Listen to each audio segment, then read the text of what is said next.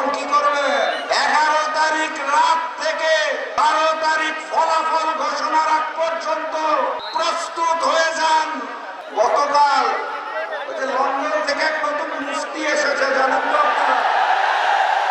উনি গতকাল বলেছেন 16 বছর উনি নাকি আন্দোলন সংগ্রামে জামাত শিবিরকে কোথাও দেখতে পান না। কিন্তু শুধু দাড়ি পাল্লা মার্কা মারলে হবে? নোয়াখালীতে তো শাপলা গলিও আছে, শাপলা গলিতেও মারতে হবে। আর এই দাড়ি পাল্লা শাপলা গলি মারার আগে আরো একটা সিল মারতে হবে, মনে আছে? শহীদি রক্তের কসম, 12 তারিখ আমরা গণভোটকে জয়যুক্ত করবো ইনশাআল্লাহ। সংগ্রামের সাথে এবং বন্ধুগণ, নোয়াখালীর 6টি আসন, 4টিতে দাঁড়িপাল্লা, 2টিতে শাপলাগলি। এই 6টি আসন আগামী দিনের প্রধানমন্ত্রী ডাক্তার শফিকুর রহমানকে উপহার দিতে হবে। নুডলস খান নাই তো নুডলসই খান নাই। প্রস্তুত আছেন? ওই যে দখলদার, লুটেরা, চাঁদাবাজ যারা 12 তারিখ কেন্দ্র দখল করতে আসবে, তখন কি করবে? রুখে দিতে পারবেন?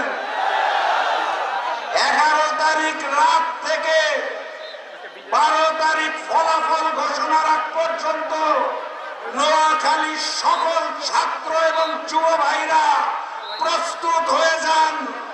আমরা শান্তি চাই, আমরা সাম্য চাই, কিন্তু ওপার থেকে আঘাত আসলে শরীরের শেষ রক্তবিন্দু পর্যন্ত লড়াই করব, প্রতিবাদ করব, প্রতিরোধ করব।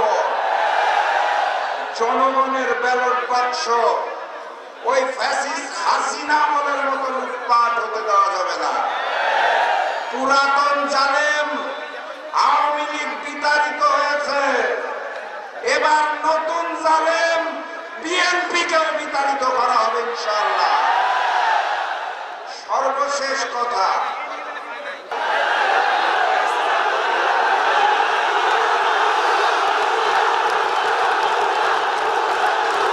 আমি বলি কিভাবে দেখবেন? দেখার তো আপনার উপায় ছিল না। আপনি নিজেই তো পলাতক ছিলেন 17 বছর। 17 বছর ভিডিও কলে রাজনীতি করে জনগণ আপনাকে গুপ্ত বলে, সেই দুঃখে এখন আপনি জামাত শিবিরকে গুপ্ত বলতে চান। ওই শেখ হাসিনার বয়ানে বাংলাদেশের রাজনীতি চলবে না। দিল্লির চশমা চোখ থেকে খুলে বাংলাদেশের রাজনীতি করুন, আপনাকে আমন্ত্রণ জানাবো। নতুবা ফ্যাসিস্ট হাসিনার মতো রিটার্ন টিকিট রেডি করুন। দিল্লি নয়, পিন্ডি নয়, আপনার জন্য সবার আগে লন্ডন। আবারও দেখা হবে, আবারও কথা হবে। 12 তারিখের বিজয় উল্লাস নিয়ে ঘরে ফিরবেন। উল্লাসের স্লোগান জানেন তো? বিজয়ের স্লোগান জানেন তো? জালিমদের যে স্লোগান শুনে বুকে কাঁপন ধরে, সেই স্লোগান জানেন তো? তাহলে শুনিয়ে দিন, নারায়ে তাকবীর।